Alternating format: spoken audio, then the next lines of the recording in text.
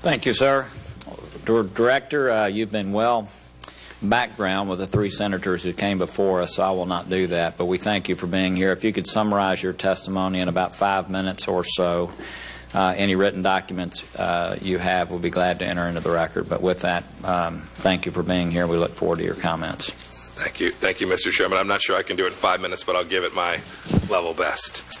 We always try to set a high bar, realizing we're never going to achieve it. Thank you, Chairman Corker, Ranking Member Menendez. Thank you.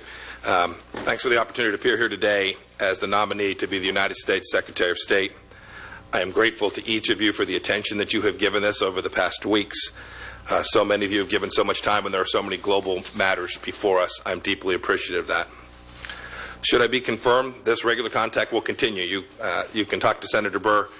I worked at that diligently. As a former member of Congress, I understand the importance of that continued relationship and advice that comes from outside of the executive branch. I'd like to take a moment here, too, to thank Secretary Tillerson for his service to the United States and his commitment to the smooth transition. And I'd like to thank Secretary Sullivan as well for him serving in the gap. A personal thank you also to every living former Secretary of State. They each took my call. They found time to spend with. They've actually talked to many of them multiple times. Democrats and Republicans, from Secretary Kissinger to Secretary Kerry, were kind enough to visit me and share with me their thoughts on how, if I'm confirmed, I would be most likely to be a successful Secretary of State. And if you know me at all, the two people sitting to my right rear provide my ballast, my balance. Susan keeps the home front humming, is always there to remind me of family issues that affect not just the Pompeos, but family issues that affect every officer at the Central Intelligence Agency as well. And Nick keeps me humble, keeps my sense of humor alive. Since I've left the private sector and entered public service, they've had lots of opportunities to tell me to step back, to step away, but they haven't. They've encouraged it, they've promoted it, and they are incredibly supportive of my efforts to serve America. A moment here, too, to the men and women of the CIA. To say that it's been an honor and privilege and a joy doesn't do justice to these past 15 months. I've demanded an awful lot of you. I've set the expectation bar high. I've pushed responsibility and authority down to each and every one of you, and along with that, the required accountability. And you, the warriors of the CIA, have delivered for America, for President Trump, and for me. Perhaps the highest compliments of our work come from our adversaries, who fear and are in awe of the institution, and from our partner services around the world, who has asked for more training, more intelligence, more joint operations than ever. To you, if I'm confirmed, this won't be goodbye, because no matter how this nomination process ends, I will be with you, I will support you, and I will admire you. And finally, I want to thank the President for his confidence and trust in me. My job at the CIA has been to deliver world-class intelligence, data, and facts to help inform he and the other senior policymakers in America. I'm honored that he selected me to help carry out many of those same decisions as his chief diplomat. Senators, if I'm confirmed, I will raise my hand and swear an oath to defend our Constitution for the 7th time in my life. The first time I was 18 years old, a West Point cadet. With this oath, I'll swear to defend the exceptionalism enshrined in our Constitution, which provides for our obligation to engage in diplomacy and model the very best of America to the world. Make no mistake, America is uniquely blessed, and with those blessings comes a duty to lead. As I have argued throughout my time in public service, if we do not lead for democracy, for prosperity, and for human rights around the world, who will? No other nation is so equipped with the same blend of power and principle. Two things I want to try and answer for you in the time I have remaining. Who is Mike Pompeo, and what are his thoughts and plans to lead our State Department? I'm sure we'll get to talk about that some more as well. I was born in Orange, California. We didn't have a whole lot of money in my family, but I enjoyed school, and my brother and sister and I, we all had fun learning. When I was a teenager, I was an Employee of the Month at Baskin-Robbins, not once but twice. I'm a movie buff. I have a soft spot for my golden retrievers. I love meatballs that I make with my dad's recipe, and I enjoyed being a 5th grade Sunday school teacher for kids that just didn't want to sit still. And although he'll dispute this, I can beat my son in cornhole every day. I love Revolutionary War history, country music, show tunes, and college basketball. But it was my appointment at the United States Military Academy that changed my life. It was when I traveled there. It was the first time I'd ever been east of the Mississippi River. I've seen some describe my leadership style as blue collar. Fair enough. I am not afraid to get my hands dirty, and you will seldom find me ensconced on the senior level of any building. I have no discomfort with directness or confrontation. I prefer face-to-face as opposed to email. I don't hold grudges. I work towards a mission, and I'll always make room for student programs and youth groups. They are what will set our nation on its correct course. They're our future. Just this past Monday, I got to swear in a big group of CIA officers. It was always a very special moment. This one was very unique.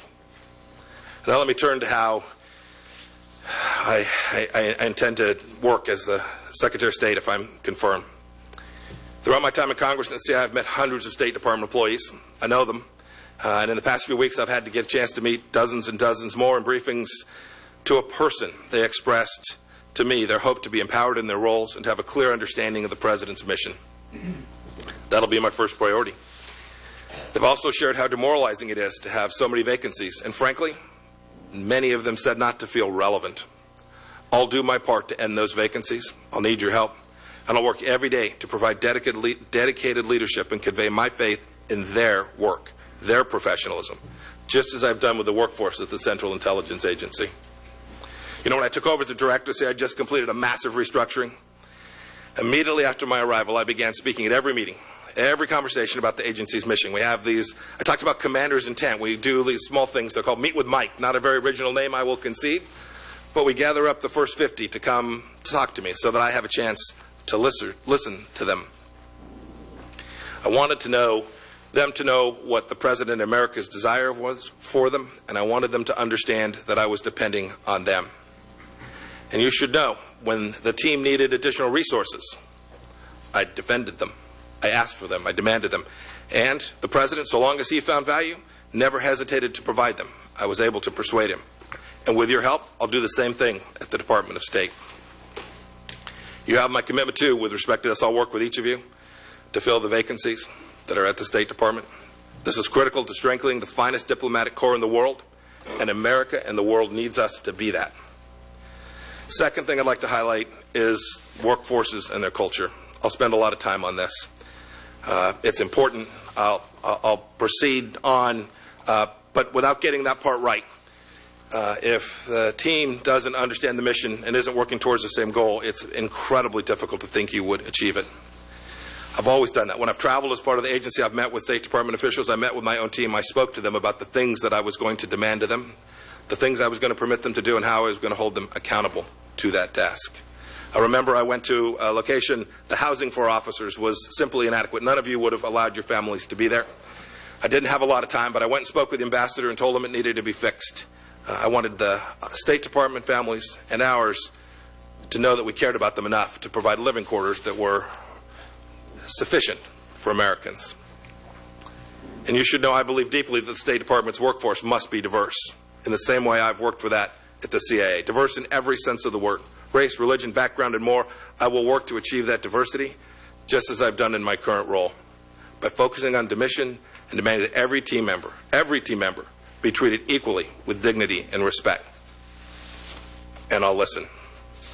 I had an old crusty Sergeant First Class when I was a brand new second lieutenant said, "Lieutenant, if you'll just shut up and listen for a bit, your life will be a whole hell of a lot better." He was right about that. He taught me a heck of a lot how to be a good platoon leader. I intend to do that with the talented people that reside at the State Department. Let me talk a little bit about the work itself. By definition, the job description of the Secretary of State is to serve as the President's chief foreign affairs advisor. This was driven home to me in those conversations with every former Secretary of State. To a person, they were remarkably consistent by saying that job number one is to represent the President. For me, this means building substantial relationships with our allies, relationships that President Trump and I can utilize for both tough conversations and productive cooperation. It also means working with our adversaries where needed to make clear objectives and let them know the means by which we intend to achieve them. In this regard, I'm fortunate to have a sizable head start. On many as a third of the days at the agency, I was engaged with foreign counterparts. I've led the CIA to forge stronger relationships with those partners all across the world, in the Middle East, in Europe, Africa, and Latin America. I've traveled to these regions to demonstrate the commitment that America has to working as their partners. I've also met some folks who didn't share many of our objectives, I've tried to find, and I've asked my team to find, those narrow slivers of common ground where we can work together to deliver the results that America needs us to. Representing America also recalls promoting America's ideals, values, and priorities, because they ultimately determine the trajectory of geopolitics, and we need to do that well.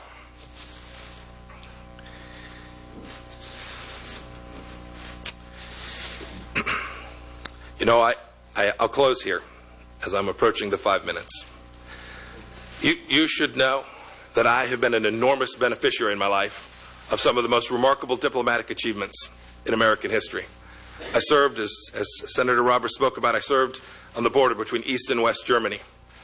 And I watched diplomats over an extended period of time from both parties achieve an outcome against the Soviet Union and the Communist East that prevented my team from having ever to conduct the battle which we prepared for every day. It was remarkable work from foreign service officers over these many years. I thank them for that. It was the right approach. It was an approach that worked for America.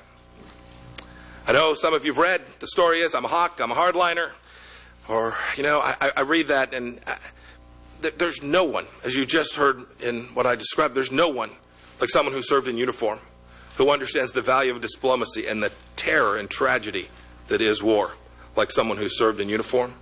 It's the last resort. It must always be so. And I intend to work to achieve the President's policies with diplomacy, rather by sending our young men and women to war. I know that I'm serving a President who feels the same way, and that while the military balance of power, you all did good work to assist us in continuing to build our military to be the finest in the world, it can set the stage and create leverage, but the best outcomes are always won at the diplomatic table. You know, America's diplomatic engagement, political engagement, foreign policy engagement around the world has always been a big topic of debate. I'm sure we'll debate vigorously today. Yet all through my life, I've been reminded that once the debates conclude, the carrying out of foreign policy, the actions that America does make it real. It is a matter of duty to get it right. And while we might disagree today on what or the how of global involvement, we rarely disagree on why.